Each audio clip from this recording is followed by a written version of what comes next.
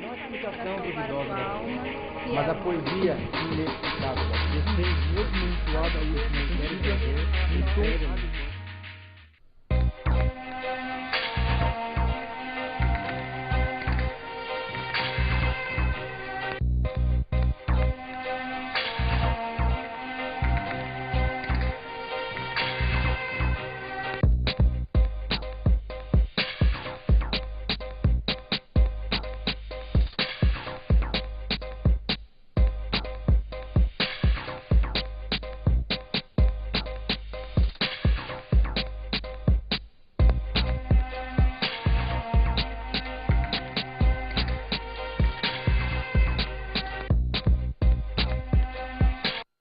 Olá, gente, tudo bem? Hoje vamos enfocar a questão da dissertação objetiva. Como é que a gente deve fazer para criá-la? Por que ela é a mais badalada nos concursos de vestibular? Como a gente vai fazer para criar a verdade nesse tipo de texto? E como ele vai ser a chave principal para a nossa aprovação no vestibular? Gente, vamos analisar a questão do foco objetivo, da dissertação objetiva. Como é que a gente faz para criar uma dissertação objetiva? Gente, olha só, quando eu falo em dissertação objetiva, eu falo aquela exatamente onde a imagem do autor não aparece na criação da opinião. A opinião é muito mais uma análise da situação do que uma opinião própria, sua. Por isso que quando a gente fala nesse tipo de composição, a gente não faz uso dos verbos das primeiras pessoas, tá? Tanto primeira pessoa do singular quanto primeira pessoa do plural. Claro, sempre houve uma dúvida sobre a questão do uso da primeira pessoa do plural. Mas esse vai ser um detalhe que a gente vai falar daqui a pouquinho. Gente, quando a gente fala da dissertação objetiva, a busca que nós temos é criar verbos com um foco impessoal. Ou seja, tanto fazendo uso de um pronome ser, ou de uma indeterminação do sujeito, ou criando frases ou expressões que são consideradas impessoais, ou impessoalizam a busca da opinião. Após isso, a gente vai ver como é que a gente vai fazer a busca pela verdade. A gente não pode esquecer que a gente tem que comprovar o nosso ponto de vista. E que para comprovar o nosso ponto de vista, a gente tem que se ater de verdades, de razões, para dar raiz, para dar foco, para dar fundamentação à nossa ideia. Depois disso, nós vamos ver como é que se faz para captar essas informações. Como o texto pode nos dar essas informações para a gente criar esse sentido de verdade, esse senso de verdade. O que a gente vai chamar aqui na nossa aula de senso de veracidade. Depois disso, como é que a gente vai organizar o parágrafo para a criação da importância dessa verdade. Vamos falar do processo da criação do tópico frasal, do processo de explicação do tópico frasal, depois a reiteração caso haja necessidade e depois, claro, como forma de dar mais veracidade a isso, como forma de dar mais objetivo, tirar do campo abstrato e dar mais razão a esse tópico frasal, essa é a ideia principal, vamos exemplificar. Agora a gente vai falar sobre a questão da reflexão sobre a impessoalidade. Por que as bancas preferem o foco impessoal, a dissertação objetiva, ao invés da dissertação subjetiva? Quando a gente vai falar de objetividade, é claro, a gente está falando algo que é mais centrado, mais racional, busca muito mais essa razão, obviamente, e assim, dessa maneira, a gente tem uma criação de uma verdade única, linear e sistêmica, sistematizada. É aí que a gente vai ver que a preferência por esse tema é dado porque a pessoa que escreve é um grande analista. Aí que está a diferença mesmo. Tornamos-nos analistas de uma situação que está sendo nos dado como tema. Daí a gente vai buscar a questão da lógica, da logicidade. O que é a lógica propriamente dita? Como é que se dá então a questão da logicidade, da lógica? Gente, a lógica é uma sistematização de uma ideia, de um raciocínio, buscando um resultado final que se percebe com a soma desses elementos. A sistematização se dá pela necessidade de buscar um raciocínio, uma linearidade daquilo que se percebe daquele pensamento. E então a gente vai ver que a lógica para a criação do texto dissertativo vai ser extremamente importante. Já que a gente está fazendo uma análise, pontuando uma razão, sistematize, tá, toda a ideia que você vai ter. Some elemento com elemento que gere um resultado lógico. Sempre faça dessa maneira. Já que a gente vai ter o parágrafo de introdução mostrando a ideia generalizada e os parágrafos de desenvolvimento como reflexo desse parágrafo de introdução, crie a lógica a partir daí. Correto isso ou não? Então a gente não pode deixar de perceber que a lógica é um grande elemento para a gente, é uma grande amiga para a hora da gente compor o nosso texto. É aí que a gente vai ver que quando compormos, tá, no foco objetivo, temos dois elementos que precisam ser analisados. A dissertação objetiva é a que cria bem a diferenciação entre o que é uma opinião e o que é um discernimento sobre uma ideia. Quando a gente está buscando o tema em si nos dá uma linha de raciocínio, a gente tem que captar aquela linha de raciocínio. Agora, quando eu jogo para o foco subjetivo, o que é uma dissertação em foco subjetivo? Aquela onde eu posso, eu falo, eu digo e é meu, somente meu, aquela ideia. Quando eu jogo para o foco objetivo, eu saio desse campo restrito do eu e amplio a ideia diante de uma análise.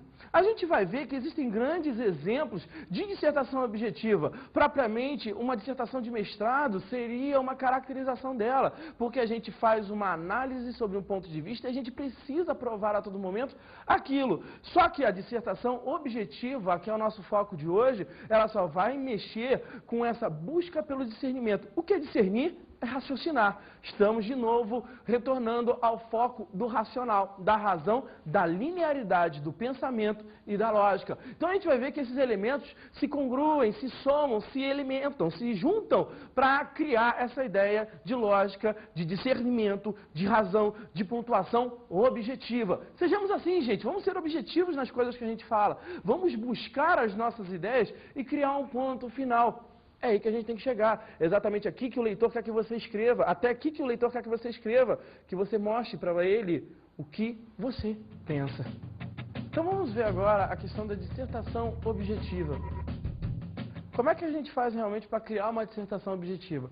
Primeiro a gente tem que harmonizar as ideias. Harmonizar é juntá-las, ligá-las como um todo. Elas têm que uma tem que se juntar à outra, uma participa da outra. A partir daí a gente vai criar um discernimento sobre essa ideia generalizada, sobre essa ideia principal. Dessa maneira, a gente começa a fugir do lado da opinião, de uma opinião própria, porque, querendo ou não, a gente vai bater na busca da opinião própria, tá? E depois nós vamos usar dessa opinião própria e transformá-la, recriá-la, refazê-la num discernimento. Discernir é também persuadir alguém de um ponto de vista. E essa persuasão não pode ser enfocada aqui, nesse nosso tipo de escrita, com verbos pessoais, com verbos que se ligam na primeira pessoa do singular. Também tome o seguinte cuidado, não crie uma interlocução numa dissertação objetiva. O que é criar uma interlocução, professor? Criar interlocução é exatamente estipular uma conversa. Você jogar tudo para um tu, para uma segunda pessoa do singular, uma segunda pessoa do plural, porque isso mostra que, já que há um tu, vai haver um eu. Aí você acabou de aniquilar a sua escrita. Dessa maneira a sua redação vai ser anulada. A gente não quer passar por esse tipo de problema. A gente não quer ter esse tipo de caracterização da tua escrita. Já que você é uma pessoa que escreve tão bem, não destrua a tua escrita com esse grau de interlocução. Por isso, ao escrever, focalize tudo na análise. Aí que está a chave. Analisar é discernir. E criar a análise é uma forma de demonstrar um convencimento ou uma opinião própria traduzida numa análise mais ampla, traduzida nessa análise mais objetiva, mais real, mais centrada. Aí que está a nossa diferença. Centralizar a nossa ideia é uma forma de criar esse grau de discernimento. Isso a gente não pode esquecer. Então, vamos ver agora como é que acontece toda a ideia da dissertação objetiva, vamos ver como é que ela se dá diante do papel. Para o leitor, a gente não pode deixar de ver que o leitor é também o corretor da nossa escrita, é a pessoa que vai corrigir a nossa redação, é a pessoa que vai estar do outro lado lá da banca, a gente não pode deixar de traduzir a imagem do leitor como essa. E depois, vamos analisar esses tópicos juntos. O verbo impessoal demarca a opinião previamente formada. O texto é mais analítico e exato. Evita a politização da ideia. Nada é jogado no eu. É visto por todos como um todo. O tema é tratado no texto como parte do discernimento de vida do candidato.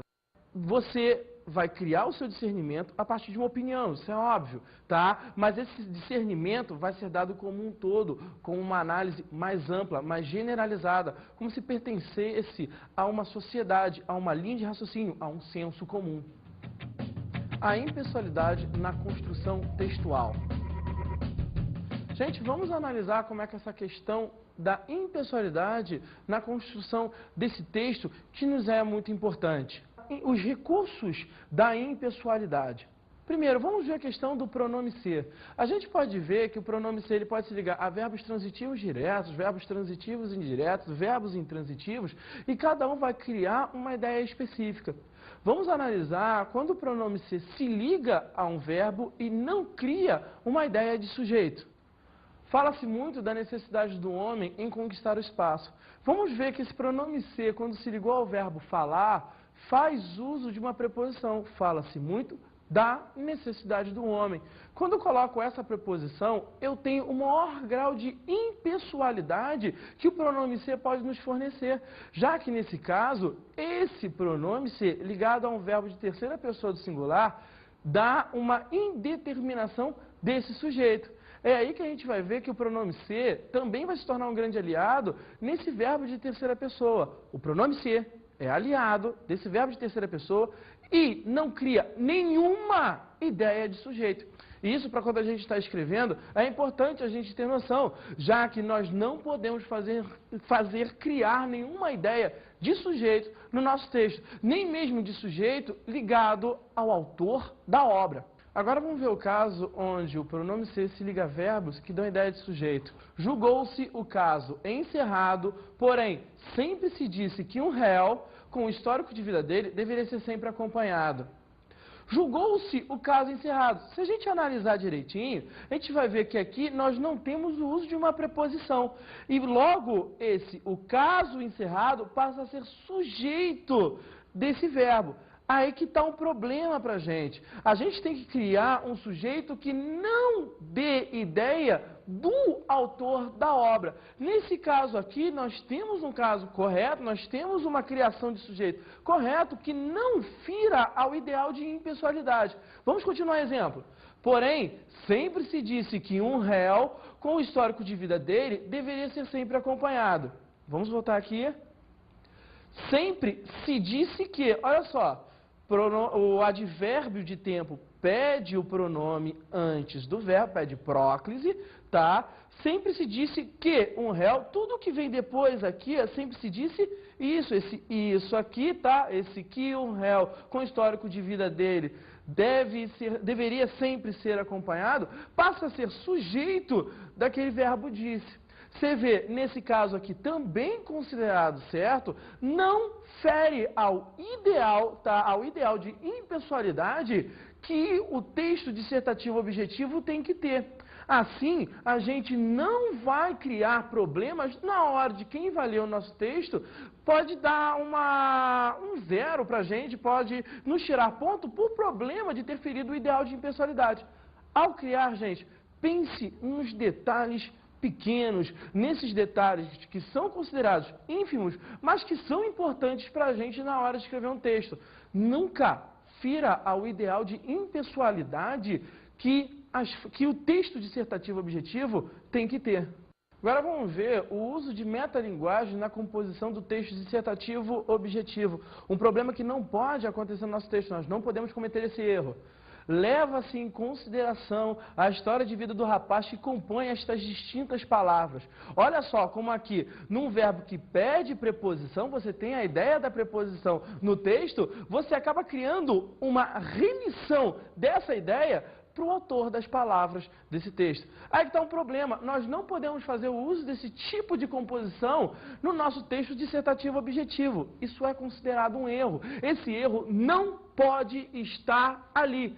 Pois a criação de um texto dissertativo objetivo é pelo foco da impessoalidade, é pela tentativa de nunca você se mostrar como opinião própria, como opinião direta, mas sim como um discernimento de vida. Todo aquele ideal que a gente tinha mostrado no início da aula vai ser importante também para esse detalhe. A gente não pode criar esse fato, essa metalinguagem, na hora de compor o nosso texto. Agora vamos ver um claro exemplo disso nas palavras de Clarice Lispector.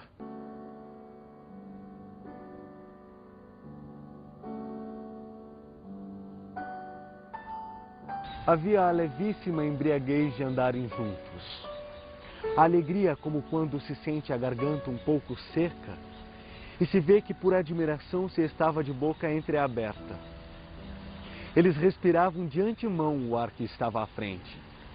E ter esta sede era a própria água deles. Andavam por ruas e ruas falando e rindo. Falavam e riam para dar matéria a peso à levíssima embriaguez que era a alegria da sede deles. Ele procurava e não via. Ela não via que ele não vira. Ela que estava ali, no entanto. No entanto, ele que estava ali. Tudo errou. E havia a grande poeira das ruas. E quanto mais erravam, mais com aspereza queriam sem um sorriso. Tudo só porque tinham prestado atenção. Só porque não estavam bastante distraídos.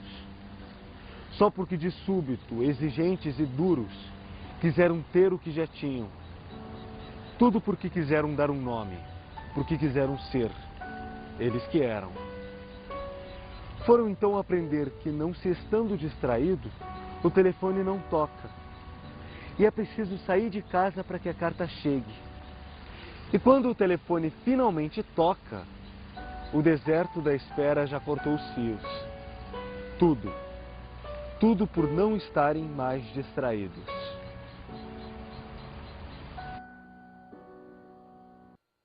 Agora vamos ver a questão do verbo impessoal. O verbo impessoal é aquele aonde não vai haver nunca uma ideia de sujeito. E a gente vai enfocar agora a questão do verbo na terceira pessoa do plural e ver a questão do sujeito indeterminado nessas frases que a gente vai ver como exemplo. Julgaram o caso encerrado. Fazendo uma comparação com julgou-se o caso encerrado, a gente viu que o pronome ser cria todo o ideal de sujeito em o caso encerrado. Nesse caso em específico, julgaram o caso encerrado, a gente não vai ter o sujeito porque o verbo está na terceira pessoa do plural e todo o restante da sentença está no singular. Com isso, esse verbo no plural dá uma ideia de impessoalidade. Então, quais são as vantagens de se criar com a terceira pessoa do plural? O texto fica mais fácil de ser lido.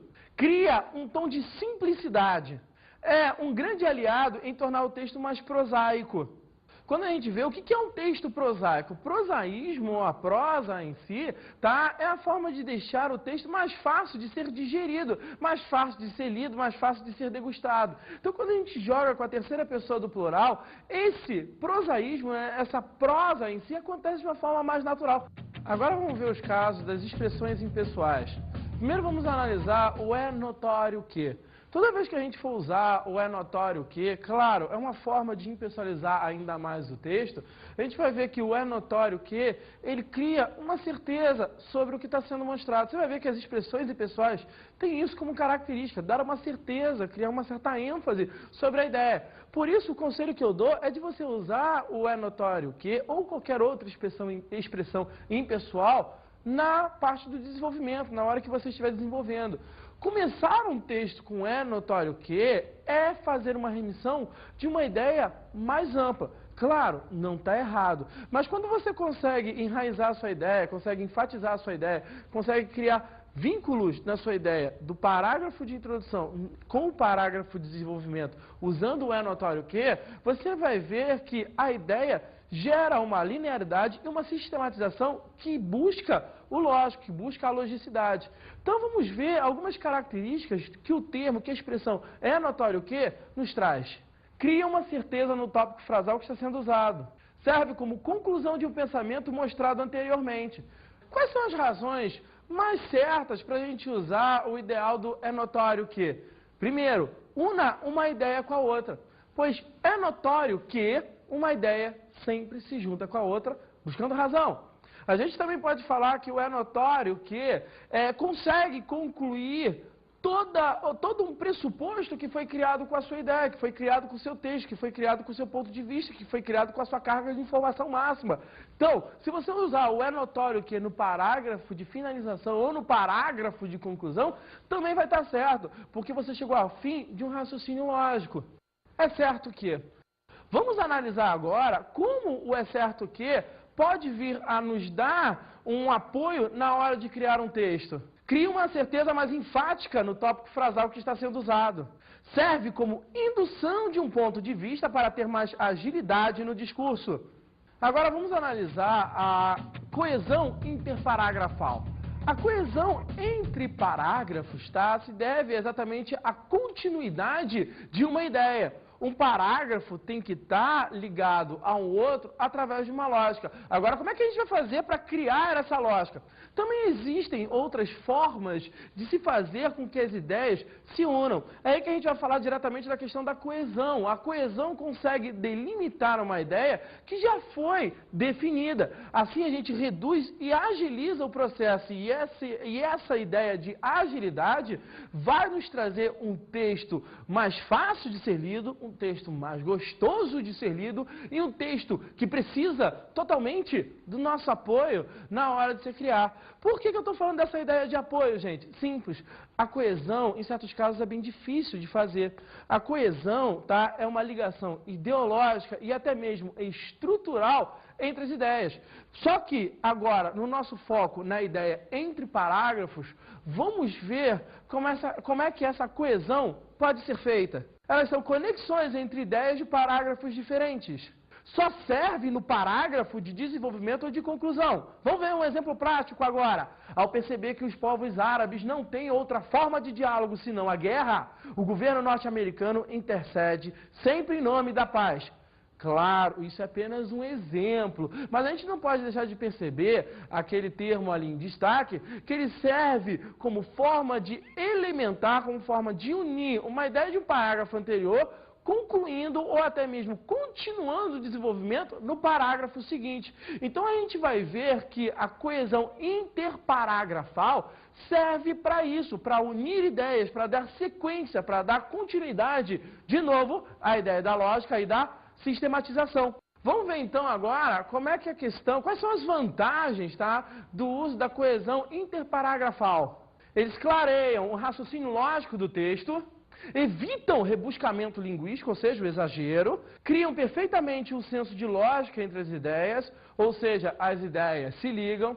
E agora, vamos ver uma enquete para a gente começar a analisar isso de uma forma mais objetiva, mais clara.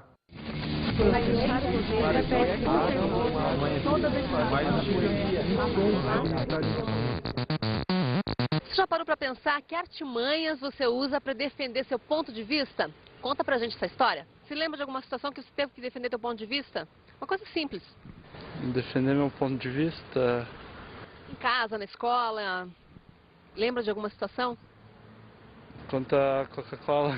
Como é que é? Qual situação é? Eu não prefiro não beber Coca-Cola, mas todo mundo gosta. Daí eu coloco meu ponto de vista e, tipo, só que os outros não entendem o meu lado. Mas faz de conta que eu quero fazer um debate aqui com você e te questionar, assim. Mas aonde que você viu? Que provas você tem? Eu acho que a Coca-Cola faz bem. O que você falaria pra mim? Coca-Cola primeiramente serve pra desentupir pia, de tão ácido que é o negócio. Lembra de alguma situação? Eu lembro. Olha, não, igual eu falei pro meu professor, eu não tô afim de fazer o trabalho com a tal pessoa e é aquele ponto de vista. Eu penso assim e é dessa maneira que eu quero, entendeu? Pode ser esse é meu ponto de vista. Eu tenho a minha opinião própria daquilo que eu quero fazer. Se eu não quero fazer, eu não faço e ninguém me obriga. Você falou isso pra ele? Falei isso pra ele. E ele disse o quê? Ele falou assim, não, tudo bem, na boa então. Eu falei, legal. Você chegou com tudo, assim, com... Cheguei numa boa e conversei com ele. Falei assim que as coisas não eram assim, expliquei pra ele, passei pra ele o problema que estava acontecendo e tal. Falei pra ele que eu acho melhor que eu não tava afim, não queria fazer e ele pegou e falou pra mim, por quê e tal. Eu falei, porque é minha opinião essa, eu não quero e ninguém me obriga, eu faço aquilo que eu acho que é cabível pra mim, entendeu? Como é que você defende o seu ponto de vista? Como eu defendo meu ponto de vista? Bom, Primeiro, através do conhecimento, né? Você só pode defender alguma coisa que você conhece. Você só pode se identificar com algo que você conheça, né? Então, aí vem a importância da educação para defender qualquer ponto de vista. Você lembra de alguma situação que você teve que defender seu ponto de vista? Várias, desde com os meninos aqui com notas, né? Você tem que justificar a nota que você dá, a avaliação que você faz. Algum já te questionou assim, mas por que você me deu essa nota? Claro, né? O que você fala? Todos, eu reprovo todos, ninguém reprova. A gente estava até discutindo isso agora há pouco, né? Mas é questão de você se munir de informação, de boa informação, seriedade, né? Enfim, trabalhar ao teu lado profissional e mostrar para o cliente, para o aluno, para o pai, para a mãe, que o que você pensa tem lógica, né? Cada um tem a sua forma, tem a sua artimanha na hora de defender o seu ponto de vista. Não deixe também de criar a sua artimanha. Então agora, vamos analisar a questão da estrutura da verdade. Como fazer para buscar o foco do tema? Gente, olha só, como fazer para buscar realmente esse foco do tema? Todo tema mostra uma ideia. Localize essa ideia, por mais abstrata que seja, e focalize o seu texto naquilo. Vamos pegar o seguinte tema: somos o que podemos ter. Olha como é que nós estamos tendo a comparação do verbo ser com o verbo ter. Somos o que podemos ter. Então, o foco desse tema é uma crítica ao capitalismo. Será que nós somos exatamente aquilo que nós temos? Esse é o nosso foco. Acabamos de definir a ideia que o tema está pedindo, a ideia central que o tema está pedindo. Criar informações sobre esse foco. Como a gente vai fazer para criar informações sobre esse foco? Você vê, vamos fazer um trabalho de brainstorming. O que é o brainstorming? É a chuva de pensamento. É pensar a maior quantidade de informações que você pode colocar naquela crítica ao capitalismo. A gente vai fazer esse trabalho de brainstorming, tá? Esse trabalho de brainstorming, essa chuva de pensamento em cima do foco que a gente localizou. Essas informações que a gente está coletando, tá? Servem para depois construir os nossos tópicos frasais, as nossas ideias que vão defender o nosso ponto de vista. Então, para nós criarmos esses argumentos, criarmos essa ideia, temos que pensar ao máximo a quantidade de elementos que vão compor esse foco. Organizar as informações para a composição de sua escrita. Você vê, vamos supor que você, para esse tema, somos o que podemos ter, e o seu foco, crítica ao capitalismo, você coletou 3 informações. Cada uma dessas informações são ilhas de raciocínio. Elas precisam ser explicadas, elas precisam ser exemplificadas, tá? Mas mesmo assim, se você somar a informação 1 com a informação 2 com a informação 3, você vai ter uma ideia que talvez vai ser bem diferente de você somar a informação 2 com a informação 1 e com a informação 3. Você organiza essas ideias conforme a necessidade do seu ponto de vista. Se você quer provar sim que nós somos aquilo que nós temos, você vai ter que organizar as informações para provar esse seu ponto de vista. Se você acha que nós não somos isso que nós temos, nós não somos essa concepção capitalista somente, você vai ter que organizar as suas informações em função disso. Agora vamos analisar um outro tema. Assédio sexual só não existe quando o homem é feio. Como assim? Vamos ver bem. Será que quando a pessoa é feia, quando esse homem é feio, será que o assédio sexual vai existir ou não? E se o homem for bonito? E se o homem for bonito, será que a mulher vai resistir à beleza desse homem ou não? Vamos questionar o tema, vamos ter um diálogo com o tema, vamos ver qual é o foco do tema. Espero, claro, que as meninas que estejam vendo isso que eu estou aqui falando, não deixem de perceber que isso é meramente um tema. Eu estou aqui apenas suscitando uma raiva, instigando vocês a pensarem junto comigo. Não ficam achando que eu seja machista, não, longe disso, tá? Estamos aqui apenas para dar exemplos e comprovações da nossa ideia. Então agora vamos analisar o foco desse tema está realmente pedindo. As mulheres não se sentem assediadas quando um homem bonito as canta. Será isso verdade ou não? É aí que entra o seu eu escritor, é aí que vai entrar você como analista da situação. Você vai ter que chegar e perceber se essa verdade que você percebeu, se essa sistematização, esse foco que você percebeu aí, é realmente algo verdade ou não, ou apenas uma grande lorota. Você vai ter que defender o seu ponto de vista, certo? É aí que a gente vai ver a outra parte da nossa busca por informações. Vamos ver então os seguintes exemplos. Um homem bonito, ou aquele que sempre a atraiu, fez uma proposta indecente. Exemplo 2. Beleza põe à mesa. Mulher realmente gosta de homem galanteador. Você vê, olha só, eu tenho aí 2 exemplos, 2 informações. Cada um está organizado de forma ímpar. Claro, agora eu vou ter que juntar essas 2 ideias, certo? Vou ter que juntar o exemplo 1 com o exemplo 2 e buscar qual é a lógica entre eles. A gente não pode esquecer isso, nosso texto tem que ter lógica. Então a gente vai ver aí que nós temos que somar esses 2 exemplos, somar essas 2 informações para poder compor o nosso texto. Você vê, nós já temos uma estrutura já pré-definida. Temos um foco, já temos um foco definido, temos um argumento 1 e um argumento 2, que nós dizemos aqui como exemplo 1 e exemplo 2, que acabam defendendo de forma sintética o nosso ponto de vista. Agora nos cabe o quê? Explicar, exemplificar, estruturar a nossa redação para que a gente possa definir o ponto final. Qual é o ponto final da nossa redação mesmo? Simples, a soma dessas 2 ideias que gera um resultado lógico. Coletando informações. Como é que a gente faz para coletar informações? Alguns temas apresentam textos ligados ao foco daquele tema.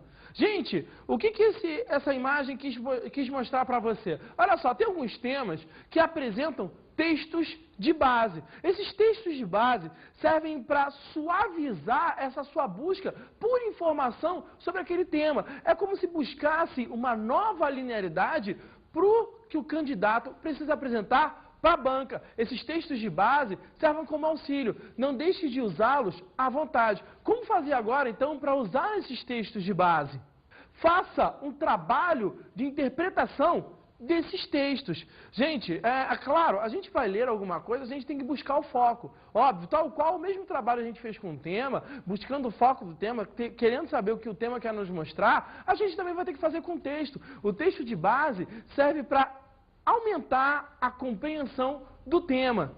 Sublinhe o que achar importante. Gente, se você achou algo lá que é importante, você viu um tópico frasal que é legal, você viu uma explicação ao tópico frasal que é legal, você achou aquela análise boa, sublinhe, destaque-a, porque ela vai servir como tópico frasal para a criação do seu texto. Dialogue com os textos. O que é dialogar com os textos? É exatamente questionar. Todo texto tem que passar uma informação para você. E essa informação é importante para que você consiga escrever de forma linear, sustentada e principalmente lógica. Escreva a sua consideração sobre a ideia que o texto apresenta. Quando você for escrever, puxe uma setinha e escreva o que você acha que é importante. Você escreva a sua consideração sobre aquilo.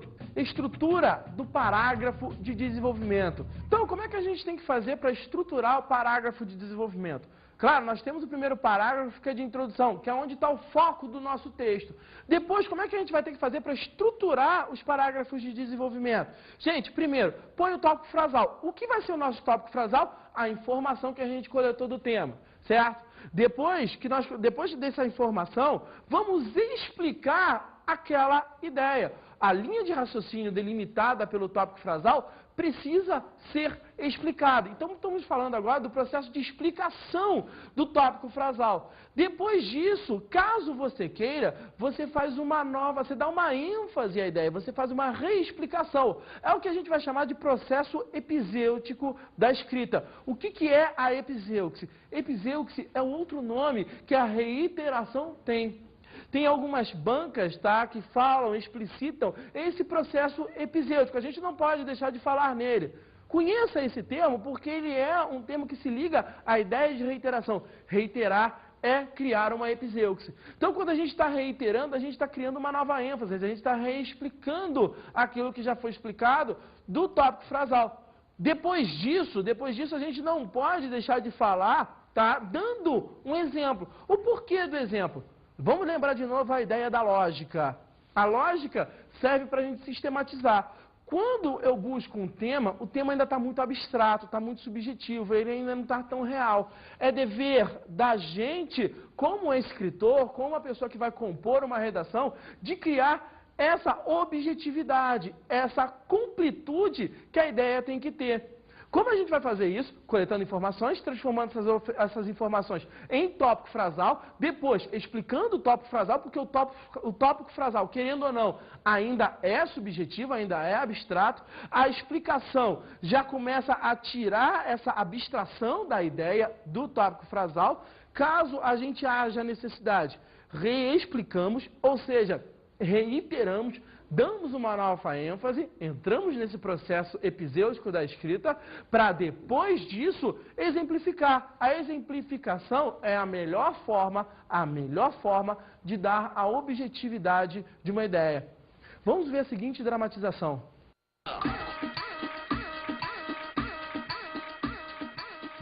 Catar feijão se limita com escrever. Joga-se os grãos na água do alguidar e as palavras na da folha de papel. E depois, joga-se fora o que boiar.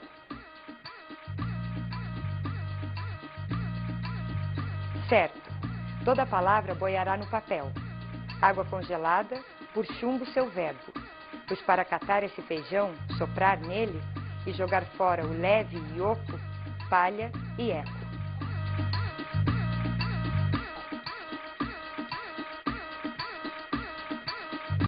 Então vamos agora para nossas dicas de estudo.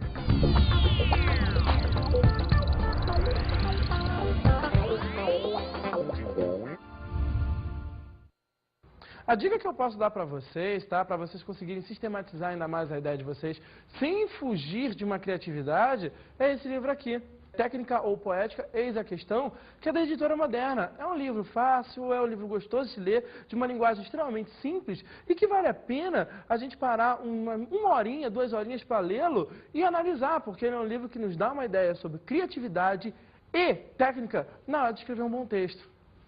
Até uma próxima.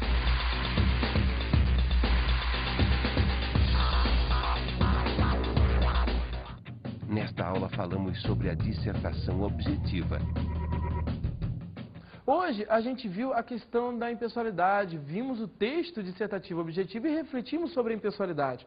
Vimos como o verbo com pronome ser pode buscar o foco impessoal, como o verbo impessoal nos fornece essa impessoalidade, tá? Vimos a estrutura da verdade, como coletar informações de um texto, como buscar o foco de um texto, e a gente também viu como estruturar um parágrafo dissertativo. Dessa maneira, não deixe de rever os pontos aqui passados, para que você possa ter uma noção mais concreta dos temas e das fundamentações que possam fazer você criar um texto dissertativo objetivo com mais certeza. Não a explicação duvidosa da poesia, mas a poesia inexplicável. Você mesmo implora isso,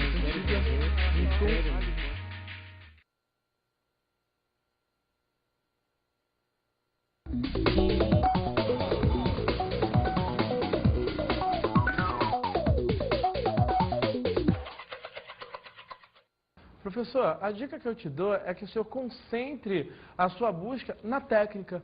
Dê ao aluno, forneça ao aluno todos os elementos que possam melhorar a sua técnica, a sua capacidade de escrever um texto dissertativo objetivo. A gente não pode esquecer que a dissertação objetiva é o grande xodó das bancas. E a gente tem que ensinar a esses alunos como escrevê-la de uma forma extremamente linear, de uma forma que possa condensar o pensamento no número de linhas que as bancas têm pedido. Não a explicação duvidosa da poesia, mas a poesia inexplicável. Você mesmo implora isso,